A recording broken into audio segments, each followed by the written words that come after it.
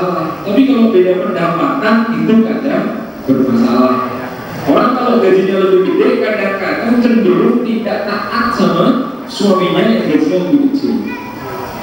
Makanya kadang ada kalau ikhwan kampus itu biasanya idealis, nyari akhwat yang seperti apa untuk calon istri yang suka saya ajak diskusi, Pak. Ya, karena di kampus senang-senangnya diskusi. Kalau goreng mau bikin lauk aja diskusi dulu.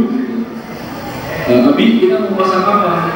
Ini boleh oseng-oseng tempe karena ini duitku mau habis. Wah sebentar, saya kuliah di gizi.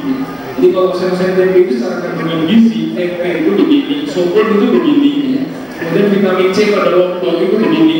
Masya Allah selalu diskusi masalah gizi gitu kan. Nah kadang-kadang kalau misalnya posisi S1 yang cowok, yang cewek S2 itu sebenarnya kalau masalah sekufu itu masih sekufu. Asalkan yang S2 itu bisa menyesuaikan tuning ngobrolnya. Kemarin ada akhwat Jakarta S3 Jepang. Dia syaratnya bisa ambil beasiswa S3 Jepang. Udah diterima sih, cuma ada satu syarat, dia harus menikah. Umurnya 29, belum menikah, mau ambil S3 di Jepang. Nyari ikhwan yang usia 29 S3 belum menikah itu susah banget ya. Biasanya kalau S1 sesuai pendaftaran itu gradeli gitu ya. Mas tak boleh kan mas, aku habis lulus tuh pas wisuda pas program ini kadang-kadang misalnya pendamping hidupku mas gitu ya. Jadi kadang-kadang gitu, jadi usia cowok ikhwan itu usia 21, 22, 23 itu best seller gitu ya, segera laku gitu ya. Jadi kalau nyari yang 29, 30 belum nikah itu susah untuk mencari ikhwan seumuran itu. Sehingga sampai beliau Ustaz tolong bantu saya carikan. Ini memang susah mbak ya, limited edition gitu ya. Jadi ikhwan yang usia segitu S2 atau S3 belum nikah susah. Kemudian siap menanggung beban. Jadi sebelum kita masuk materi ini saya kasih tahu dulu ya. Jadi siap menanggung beban itu dalam artian apa? Kalau kamu masih sendiri, mas, ada masih sendiri mbak, itu urusannya cuma kita doang, egois gak ada masalah.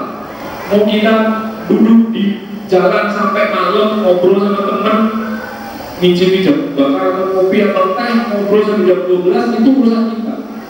Tapi nanti kalau kamu sudah menikah, sudah nggak bisa lagi kayak gitu. Di rumah itu ada seseorang yang hantunya itu menanti kedatangan kita. Yes.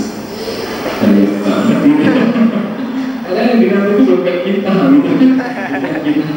Nah, kadang-kadang kita temukan suami sudah jadi suami tapi dia tidak siap untuk menanggung beban. Ada yang mencari istri itu cuma siap jadi suami tapi tidak siap jadi ayah. Jadi ketika tahun pertama menikah, istrinya langsung hamil, dia kaget, hamil, ya iya orang saya, istri kamu gak boleh hamil di mana gitu kan? Makanya yang berikutnya kita harus siap menjadi suami sekaligus siap menjadi ayah.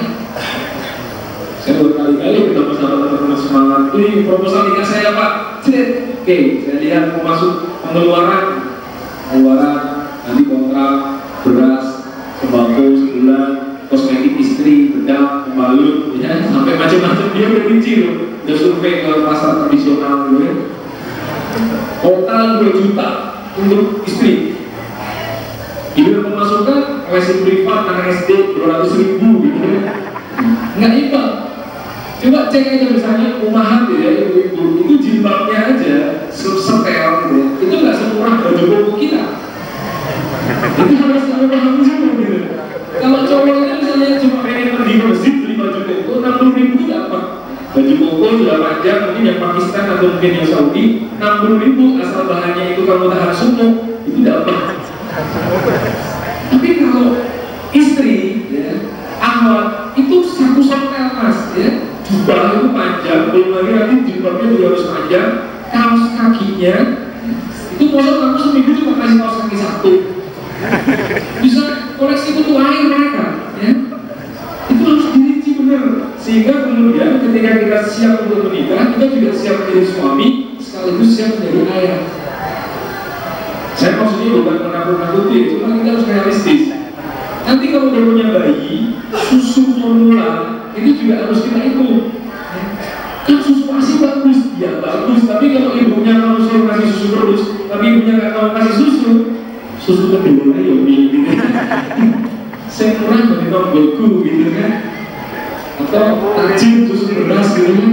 Wah, itu mantap banget biar aku gitu. Ya memang itu gak ada masalah, cuma kita harus perhitungkan masalah itu.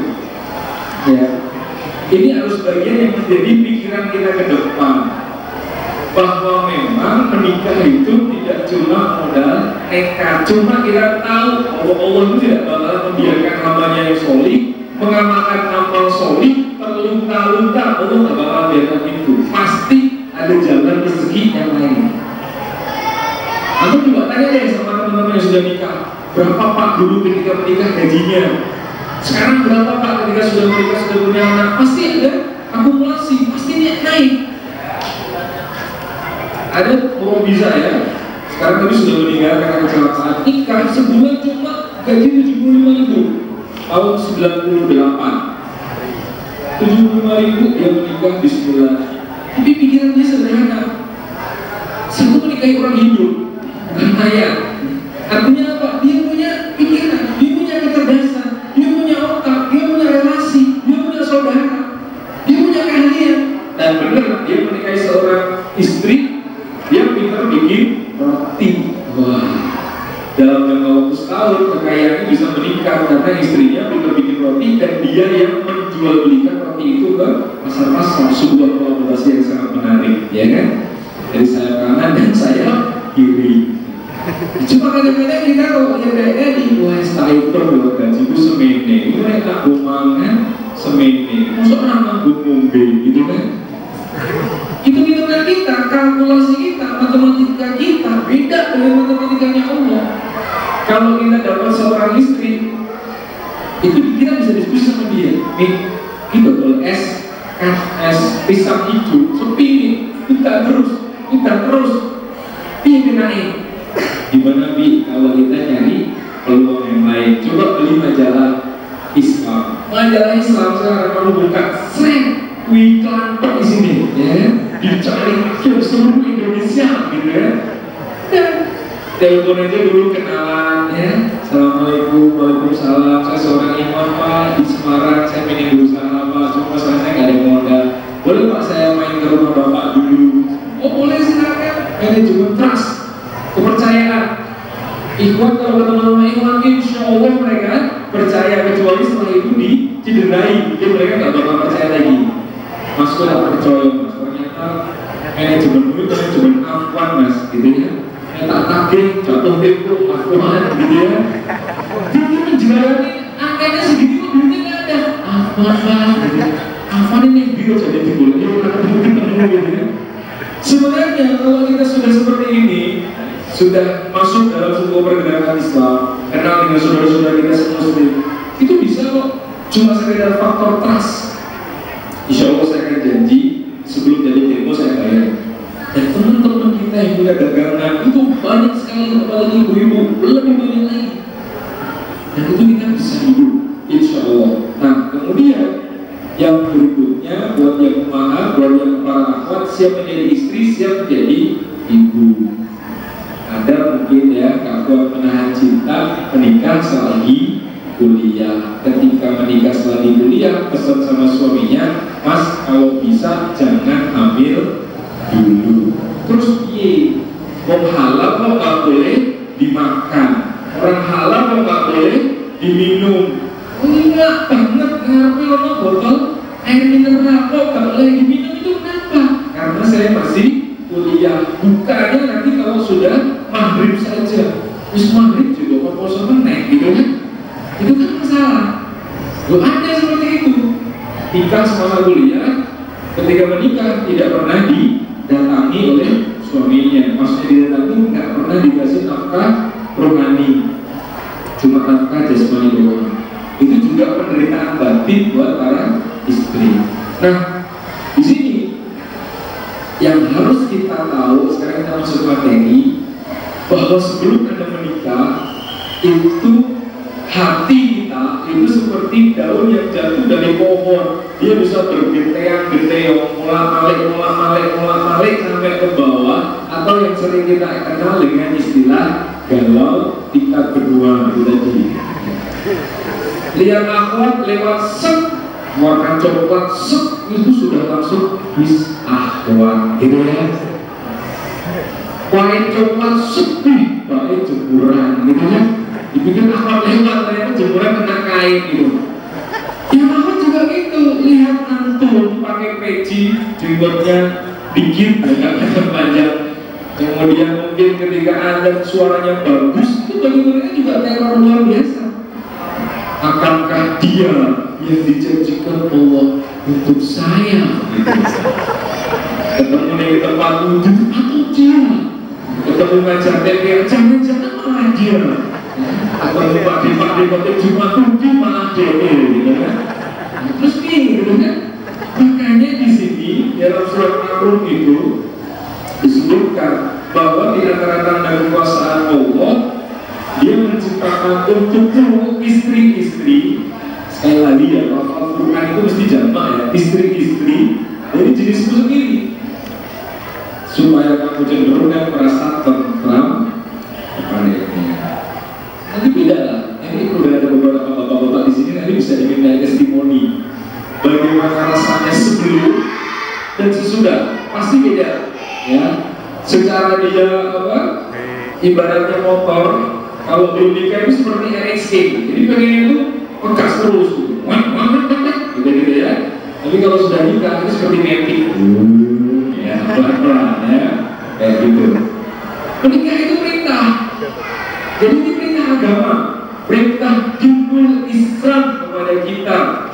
Fankihu matobalakum makna minan nisa'i makna watulaka waruba. Dan nikahilah dari para wanita yang kamu cintai, ya, yang kalian senangi, 2, 3, atau 4. Jadi karena ini berhubung maka kalau yang datang itu bujangan, saya berharap segera mendapatkan istri pertama. Kalau yang datang sudah nikah, jawabannya sendiri, ya kan?